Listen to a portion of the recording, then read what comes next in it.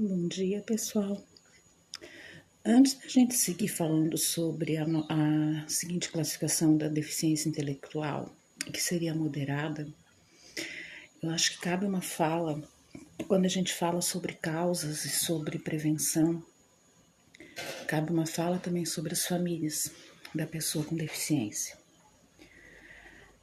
Hoje, algumas delas são detectadas ainda intraútero, através de alguns exames, como a translucência local, a ultrassom morfológica, e isso traz uma coisa que na psicologia a gente chama de um luto, que é uma fase que a família tem que passar.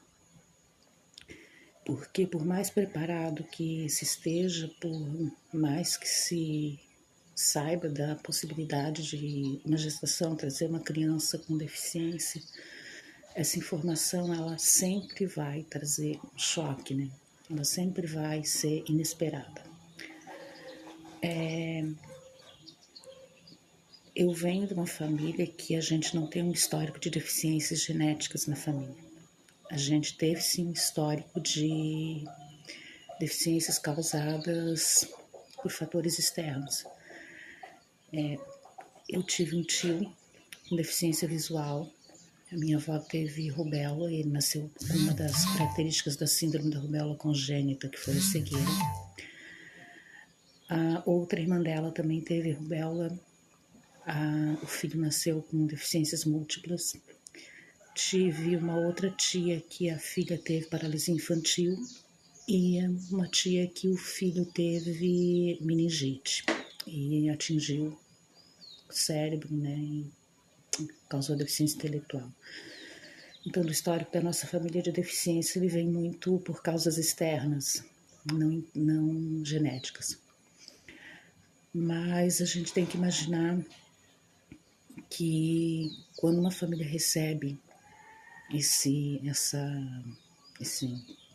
notícia, né, que antigamente era considerado praticamente uma sentença, ela entra numa fase de choque, numa fase de negação, numa fase que precisa ser respeitada.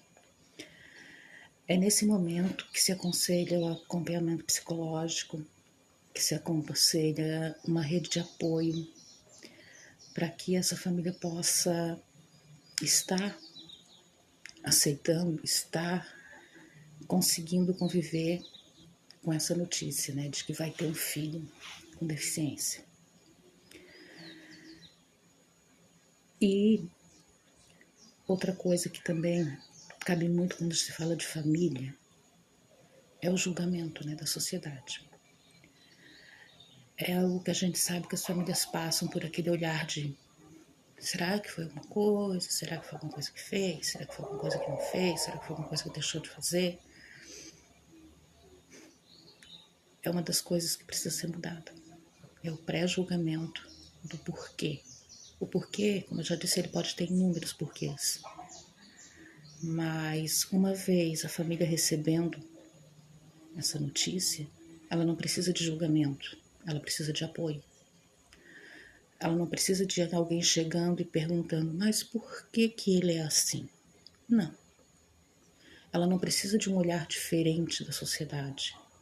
Ela precisa ser acolhida e ela precisa ser compreendida, mas jamais julgada.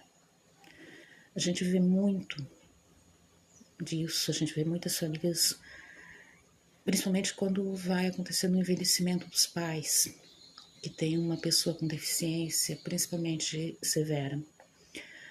Uma questão de um desespero silencioso, de o que vai ser quando eu faltar. E eu acho que a sociedade como um todo, principalmente os órgãos governamentais, eles teriam que ter um olhar mais sério sobre isso. Porque hoje a expectativa de vida da pessoa com deficiência aumentou, e aumentou bastante. E a gente sabe que muitas famílias têm essa preocupação do o que vai ser. E não deixa de ser uma preocupação válida, porque a gente ainda não está preparado para o envelhecimento da pessoa com deficiência. uma vez que há anos atrás a expectativa de vida girava no máximo em 30 anos, em algumas deficiências mais sérias e outras, a criança não chegava nem à adolescência. E hoje, com os tratamentos, com a prevenção, com tudo, a gente está conseguindo uma expectativa de vida bem maior. Pessoas com deficiência com 70 anos mais. Mas aí fica essa questão, o que vai ser? E é uma coisa que eu acho, eu penso que está na hora dos órgãos governamentais começarem a pensar também sobre isso, sobre o apoio e sobre a questão de como será o envelhecimento da nossa pessoa com deficiência, de como será essa manutenção uma vez que a família falte. E é uma questão que eu deixo então aqui para que todos pensem, pensando juntos sobre essa questão.